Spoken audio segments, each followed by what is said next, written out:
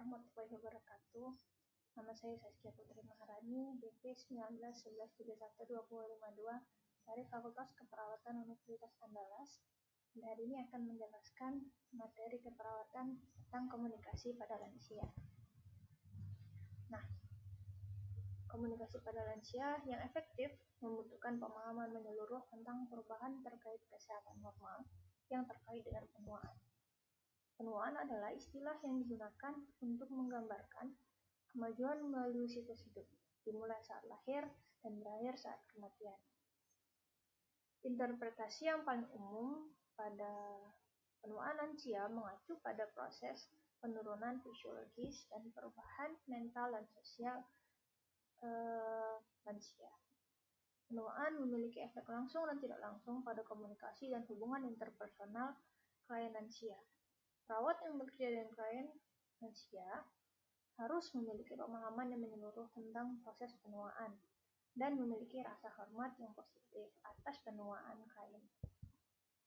Nah, materi yang pertama itu ada perkembangan model ego Erikson. Model perkembangan psikososial Erikson adalah satu-satunya model perkembangan yang secara khusus membahas masa dewasa, usia 60 tahun ke atas, sebagai tahap pengembangan ego. Erikson menggambarkan krisis pendewasaan usia tua sebagai krisis ego, integritas, dan keputusasaan ego.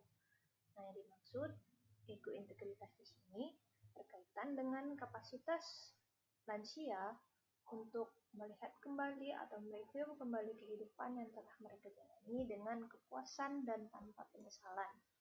Ditambah dengan kesediaan untuk membiarkan generasi berikutnya melanjutkan kehidupan atau warisan yang ia tinggalkan. Nah, di sini ada hierarki Abraham Maslow, kebutuhan dasar. Nah, hierarki kebutuhan Maslow ini dapat membantu perawat menentukan prioritas tindakan keperawatan yang sesuai dengan kebutuhan dasar kelangsungan hidup klien lansia. Nah, yang pertama itu ada fisiologis dan aman, rasa aman, keselamatan dan keamanan. Nah, pada lansia itu sangat penting karena lansia perlu merasa aman dan psikologisnya yang sudah mulai menurun itu harus benar-benar dijaga. Misalnya ada kebutuhan cinta dan rasa dimiliki. Karena berhubungan dengan meningkatnya rasa kehilangan orang-orang yang dicintai pada lansia, maka perlu diperhatikan juga rasa cinta dan kepemilikan pada lansia. Kemudian lanjut ada self-esteem dan self-actualization atau aktualisasi diri. Nah, ini yang paling penting, aktualisasi diri, karena pada sebagian kasus lansia itu merasa sudah tidak diakui lagi. Nah, aktualisasi diri ini tentu pada puncak piramid menjadi hal yang paling penting juga pada klien lansia. Nah, lanjut strategi penilaian klien lansia, assessment. Nah, lansia cenderung lebih responsif ketika membicarakan lingkungan yang mendukung sebelum melakukan penilaian formal-informal. Nah, kita sebagai perawat harus memberikan berbicara, berkomunikasi dengan klien lansia dengan lingkungan yang mendukung supaya kita dapat memperoleh assessment data-data formal maupun informal yang dapat berhubungan dengan tindakan keperawatan yang akan dilakukan nanti.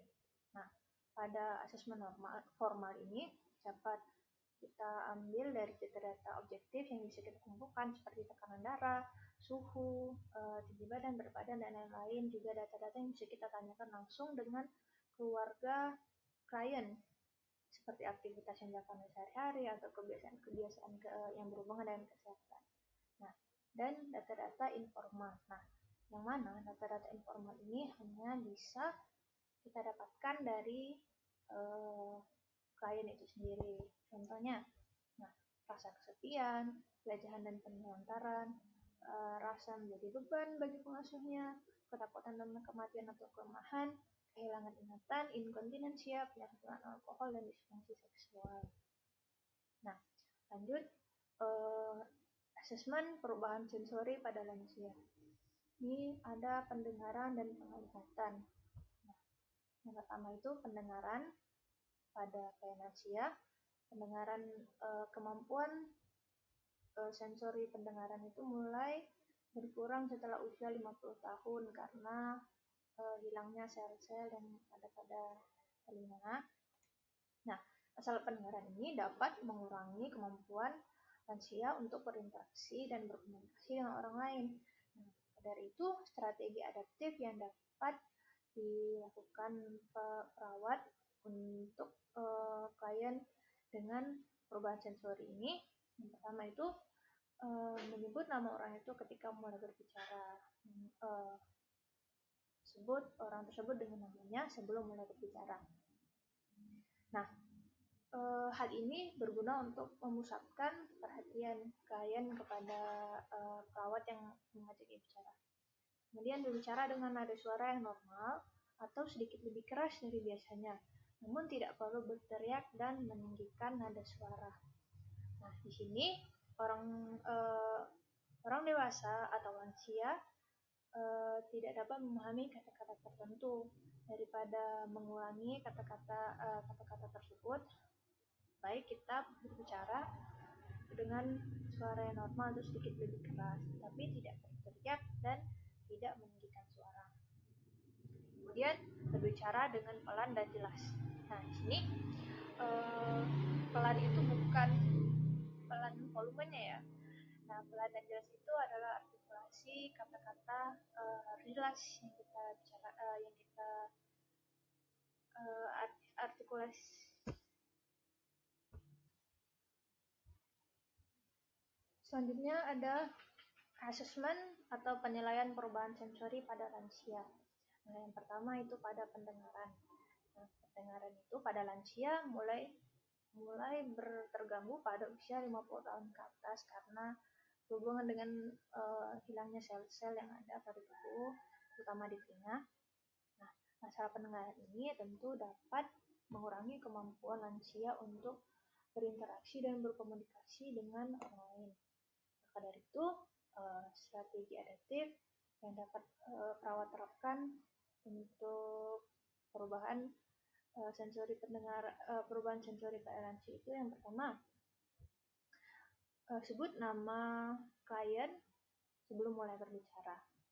Nah, itu penting karena untuk memusatkan perhatian klien pada kita dalam berkomunikasi. Kemudian berbicara dengan nada suara yang normal atau sedikit lebih keras dari biasanya, tidak perlu berteriak. Nah, maksudnya kadang lansia itu tidak dapat memahami beberapa kata-kata yang kita sebutkan. Dari itu, daripada mengulangi kata-kata tersebut, kita dapat berbicara dengan nada suara yang sedikit lebih keras dari biasanya. Tapi tidak perlu berteriak dan tidak meninggikan suara. Kemudian bicara dengan pelan dan jelas. Pelan di sini maksudnya bukan volumenya yang dipelankan, tapi artikulasi dan kata-kata yang kita lontarkan kepada klien lansia itu harus jelas dan tidak terlalu cepat berbicara. Kemudian, bicara di samping telinga yang berfungsi atau bantu dengan alat bantu dengar. Nah, pada klien lansia, telinga, organ-organ pendengaran itu terkadang ada yang sudah mulai rusak atau kadang-kadang ada yang terbelah, sebelah berfungsi, sebelah tidak, dan ada yang lansia yang menggunakan alat bantu dengar. Nah, jika salah satu telinga klien itu yang berfungsi hanya sebelah, nah kita dapat berbicara di samping telinga yang berfungsi itu. Atau jika klien memakai alat bantu dengar, maka kita perlu untuk mengecek dan membantu memperbaiki alat bantu dengar itu. Nah, selanjutnya adalah menjaga kebisingan seminimal mungkin. Nah, seperti radio atau TV ketika berkomunikasi dengan klien lansia. Kemudian minta feedback, umpan balik pada saat berkomunikasi dengan klien lansia untuk memantau seberapa banyak dan apa yang didengar dan didapat oleh klien. Nah, lanjut pada penglihatan. strategi adaptif yang dapat digunakan. Yang pertama, jika klien mengenakan kacamata, pastikan kacamatanya bersih dan berada pada tempatnya. Berdiri di depan klien, menjelaskan secara lisan semua informasi jika ada yang tertulis. Kemudian, pencahayaannya mesti terang dan tidak silau. Dan saat menggunakan media tulis, pertimbangkan font dan ukuran huruf agar mudah dibaca oleh klien.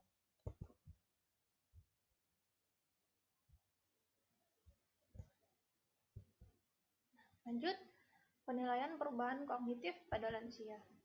Nah, perubahan kognitif terkait usia untuk lansia yang sehat tidak memerlukan modifikasi besar dalam komunikasi, meskipun pemrosesan mental dan waktu reaksi mungkin lebih lambat. Nah, strategi perawat dapat dengan tes menggambar jam atau CDT.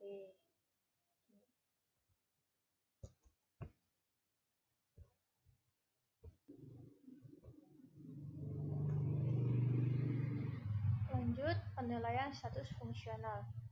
Gangguan status fungsional dikaitkan dengan ketidakmampuan lansia untuk hidup mandiri.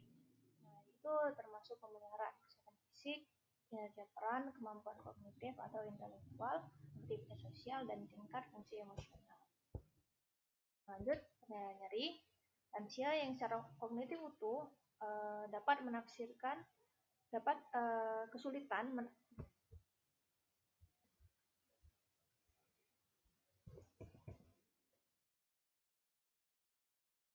Baik, lanjut penilaian nyeri.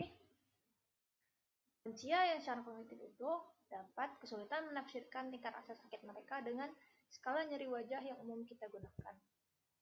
Penilaian nyeri pada klien dengan gangguan kognitif dan pada mereka yang tidak dapat berkomunikasi secara verbal, misalnya penderita stroke, dilakukan melalui observasi perilaku. Dan sini termasuk ringis, otot menegang, mengerang, menangis, gelisah, lesu, dan keengganan untuk bergerak. Itu dapat kita gunakan pada asesmen nyeri. Lanjut, penilaian psikososial.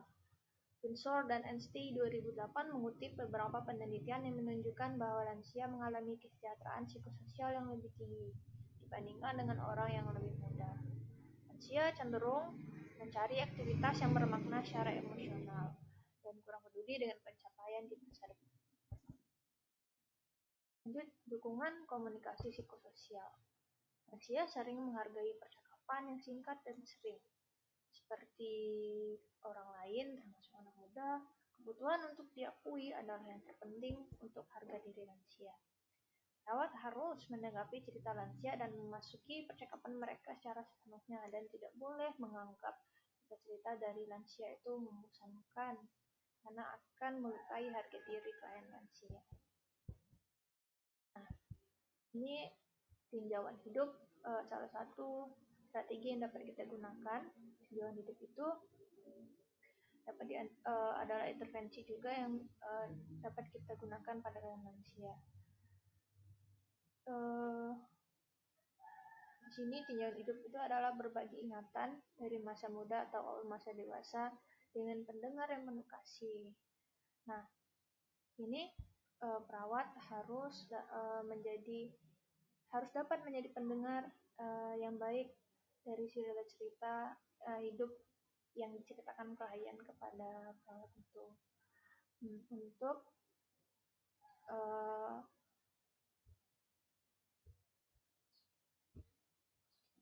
selanjutnya, strategi yang dapat digunakan perawat itu salah satunya adalah tinjauan hidup. Nah, berbagi ingatan dari masa muda atau awal masa dewasa dengan pendengar yang penuh kasih dapat membantu lansia meninjau kembali kehidupan mereka, menetapkan maknanya, dan menghadapi konflik mereka, serta dapat merasa senang.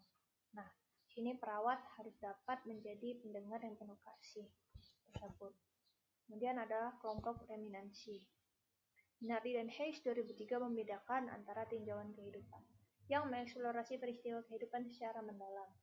Sedangkan kelompok-kelompok reminansi itu berfokus pada berbagi pengalaman hidup dari perspektif sosialisasi dan terapeutik.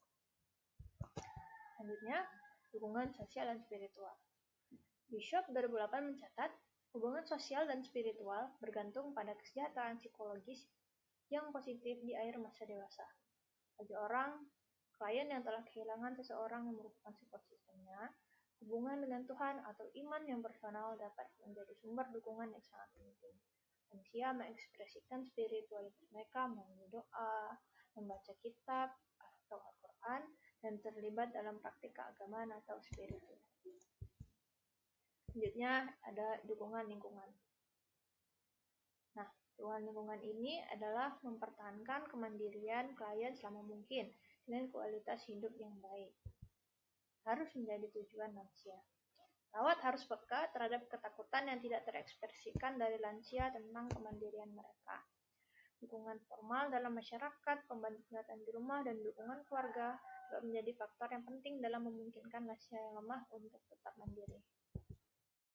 Selanjutnya ada dukungan keamanan. Nah, dukungan keamanan ini ada dukungan pengobatan dan dukungan dari pelecehan orang tua. Nah, yang pertama ada dukungan pengobatan. Seiring bertambahnya usia, lansia membutuhkan banyak obat untuk mempertahankan gaya hidupnya tetap sehat. Perawat harus menggunakan setiap kesempatan, baik informal maupun formal, untuk membantu klien membangun dan mempertahankan manajemen pengobatan diri yang tepat. Nah, di sini itu termasuk dengan instruksi yang cermat tentang dosis yang diberikan dan efek samping untuk dapat lebih memberikan informasi kepada klien lansia. Selanjutnya ada pelecehan orang tua. Nah, istilah tersebut mengacu pada perlakuan buruk terhadap lansia yang rentan. Biasanya itu di tangan pengasuh, seperti perawat, yang di rumah, mengasuh di rumah, termasuk personel profesional seperti perawat tadi. Bentuk paling umum dari penganiayaan orang tua itu adalah pengabaian, baik pasif maupun aktif. Pengabaian aktif itu disengaja, benar-benar terlihat. Sedangkan pengabaian pasif dapat terjadi ketika klien, contohnya klien dengan demensia atau lupa, tidak menerima perawatan yang diawasi dengan benar. Itu termasuk dengan pelecehan orang tua secara pasif. Selanjutnya ada dukungan advokasi.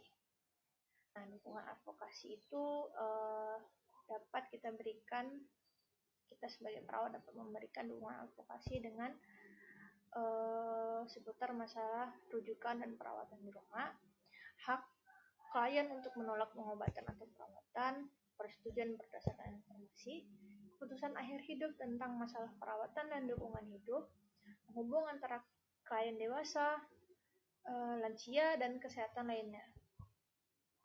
Mediator dengan masalah keluarga dan klien seputar pengobatan, tiket perawatan, dan masalah penempatan.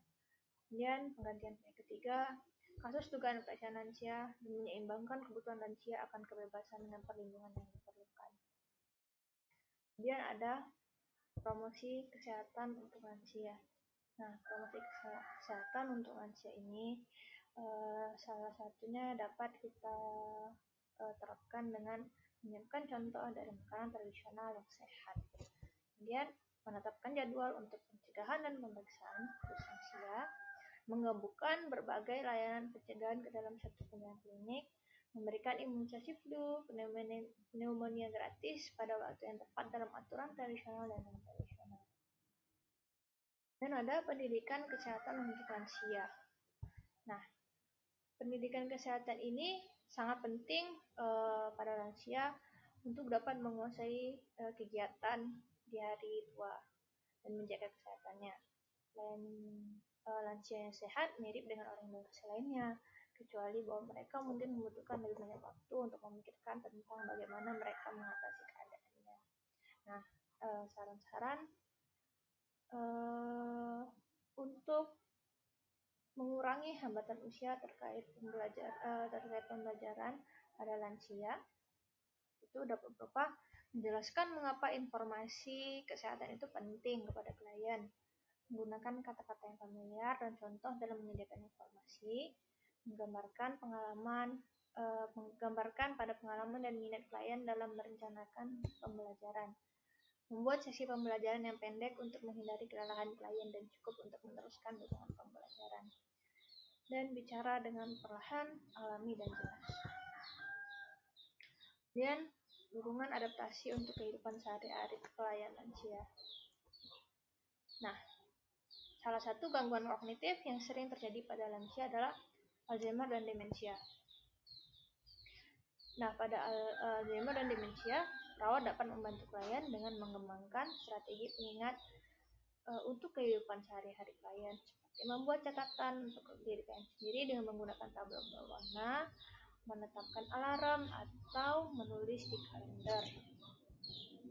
Dan ada dukungan komunikasi.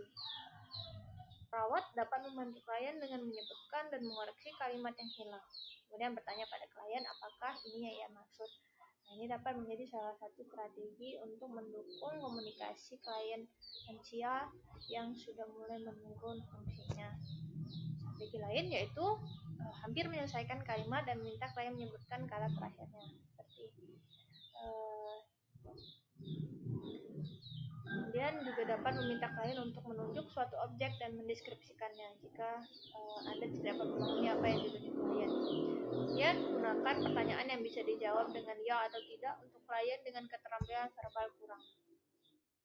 Ini saya buat ada sentuhan.